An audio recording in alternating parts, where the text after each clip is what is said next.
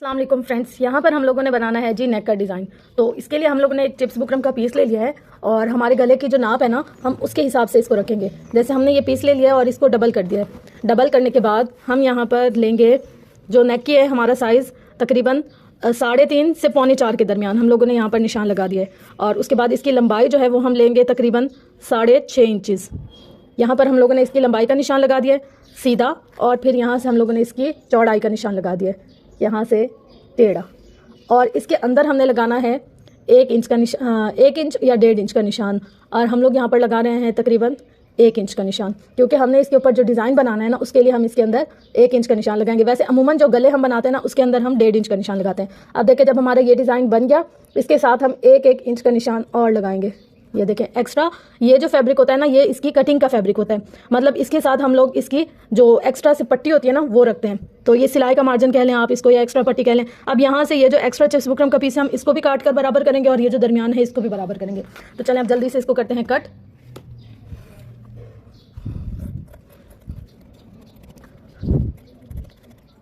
यहाँ पर ये हमारा गला हो गया है कट कर तैयार। अब यहाँ पर जो एक्स्ट्रा चिप्स बुकरम का पीस है, थोड़ा सा ऊपर नीचे, उसको भी काट कर इसके साथ हमने कर दिया बराबर। ठीक है, ये हमारे पास राउंड शेप नेक तैयार हो गया, गोल, यानी कि हमारा नॉर्मल जो गोल गला होता है ना, ये यहाँ पर हमारा वो तैयार हो गया। यहाँ से हमने इसकी चौड़ाई को बढ़ाना नहीं है, सिर्फ 7.5 से 7.25 के दरमियान, मतलब इतना ही रखना है, इससे ज़्यादा नहीं करना हमने। देखिए यहाँ पर हमारे पास 7.5 से 7.25 के दरमियान है ना, बस इतना ही चाहिए होगा हमें। अब ये जो हमने नेक कटिंग किया है, इसको कर लेंगे हम यहाँ पर डबल। देखें, ये हम लोगों ने डबल कर लिया। डबल करने के बाद ये मार्जिन लगा दिया। अब यहाँ पर हमारा जो डबल का है ना, यहाँ पर ऐसे पेंसिल से आप निशान भी लगा सकते हैं। ये देखें, सेम इसी तरीके से इसको भी हम रखेंगे, जो नेक हम लोगों ने कटिंग किया है। और उसके बाद हम इसको भी डबल कर लेंगे। मतलब जैसे अगर आपको यूँ नहीं पता चल रहा, तो ये वाला जो नेक है ना, इसको रखें ऐसे, इसके साथ बराबर, और इसको यहाँ से कटिंग कर, यही निशान लगा दें। और यही सेम निशान इधर से भी। देखिए, ये हमारा निशान बन गया। लोगों ने चिप्स बुकरम का एक और पीस ले लेना है। इस पीस की जो लंबाई है वो लेनी है हम लोगों ने, यहाँ से देखें, यहाँ से यहाँ तक तकरीबन 14 इंच। 10 इंच का हमारा नॉर्मल डिज़ाइन होता है, और यहाँ हम रख रहे हैं इसको 14 इंच। 10, 11, 12, 13, 14, ये है हमारा 14। और यहाँ से हम इसकी जो चौड़ाई है ना, ये कितनी लेंगे हम, 3.5 से 3.25 के दरमियान। ये इसको ऐसे रखा। अब हम इसको कर देंगे यूँ डबल।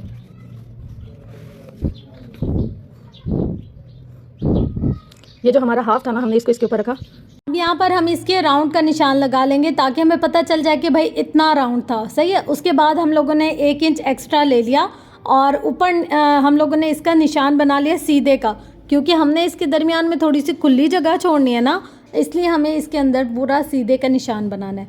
अब यहाँ पर देखिए, हमारे पास तकरीबन आ रहा है 11 इंच नीचे। और अब हम लोग यहाँ पर इसका ना निशान लगा रहे हैं। 11 इंच नीचे रखकर ऊपर 1 इंच रखा हम लोगों ने मार्जिन, तो हमारे पास 10 बच गया। 10 का आधा कितना होता है, 5 इंच के ऊपर हम लोगों ने अपना इंची टेप रखकर उसके सामने 2.5 इंच पर निशान लगा दिया। और उसके बाद हम लोगों ने इसकी बना ली गोल शेप। अब वो जो नीचे 1 इंच रखा था ना, जैसे 11 इंच था तो उसके अंदर हम लोगों ने 10 इंच किया था, वहाँ पर हम लोगों ने 1 इंच का मार्जिन देना है सिलाई का। ठीक है, यहाँ पर हम लोगों ने चिप्स बुकरम में 1-1 इंच का सारा निशान लगाते जाना है, ताकि हमें एंड में मुश्किल ना हो।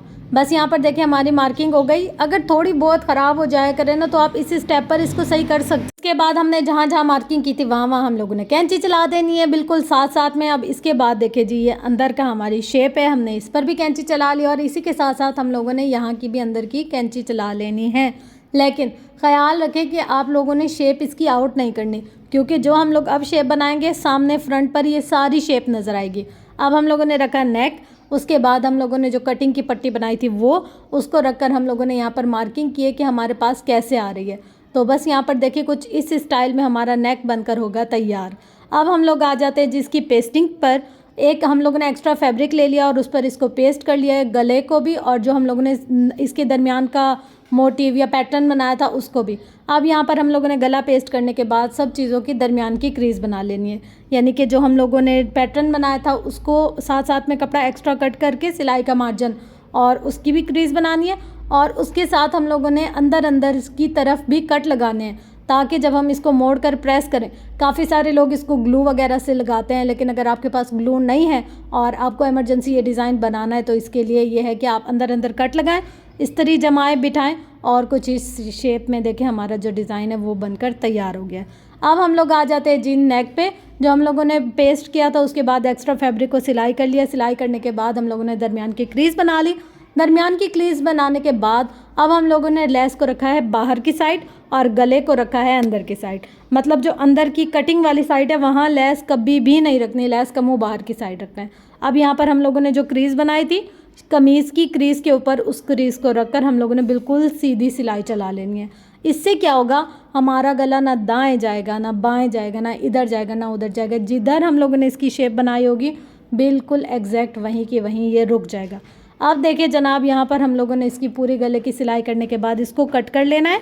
गले को कट करने के लिए भी हमें एक चीज़ का ख्याल लाजमी रखना है, अंदर के कट का। अगर आप अंदर के कट नहीं डालेंगी तो इसमें झोल आएगा, गला ख़राब होगा, बाद में तंग करेगा या हल्के हल्के से इसके अंदर नम आते जाएंगे। तो अंदर के कट लाजमी दीजिएगा। अच्छा, अब आ जाते हैं हम वो डिज़ाइन जो हम लोगों ने इस तरीके से सेट करके रखा था उसके ऊपर लेस लगाने का। अगर आपके साथ भी ये मसला है कि आप लेस रखते हैं, लेस खिसक जाती है, फिर लेस रखती है, फिर लेस खिसक जाती है, तो उसका बेहतरीन हल ये है कि आप ना आराम से बिल्कुल इसको रखते जाएं और चलाते जाएं। काफ़ी सारे लोग ग्लू से पेस्ट करते हैं, लेकिन अगर अभी ग्लू भी नहीं है और काम भी जल्दी करना है तो इसका बेहतरीन ये है कि रखते जाएं और आराम से मशीन का बूट उठाएं, फिर लेस चलाएं, नोक बनाएं, लेस चलाएं, हल्की सी शेप बनाएं, लेस चलाएं। मशीन का बूट उठा के जहाँ कोना बन रहा है वहाँ मशीन का बूट उठाएं, लेस को सेट करें, उसके ऊपर बूट रखें। फिर जहाँ आपको लग रहा है कि यार थोड़ी इधर उधर साइड इधर या कहीं ख़राब हो रही है, हल्का सा मशीन का बूट उठाएं, लेस को नीचे से सेट करें, एक सिलाई या दो सिलाई पीछे से ले जाकर वापसी ज़ीरो से स्टार्ट कर शुरू करें। सेम एक साइड पर हम लोगों ने जैसे लेस चलाई है बिल्कुल वैसी ही हम लोगों ने दोनों साइड पर लेस चलानी है। अंदर मैंने काफ़ी ज़्यादा कपड़ा ना मोड़ कर रखा हुआ था तो इसलिए मुझे अंदर की टेंशन नहीं है। अब देखिए यहाँ पर किनारे कितने नीट बनाए।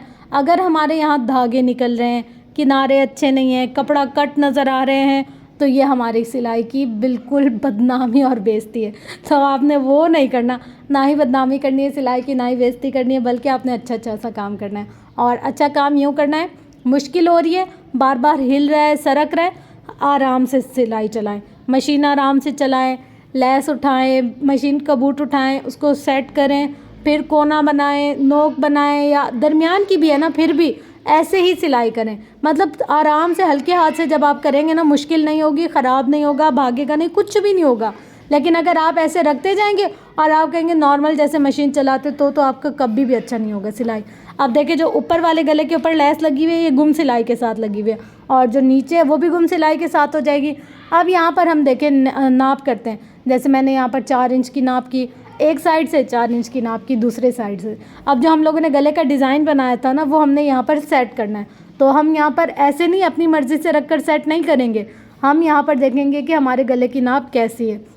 यहाँ पर मैंने 4 इंच का नाप बनाया। दरमियान की क्रीज़ का ख्याल रखना है। ये जो जगह है ना, मतलब ये जो टाइम है, यहाँ पर आपको बहुत एहतियात करनी है।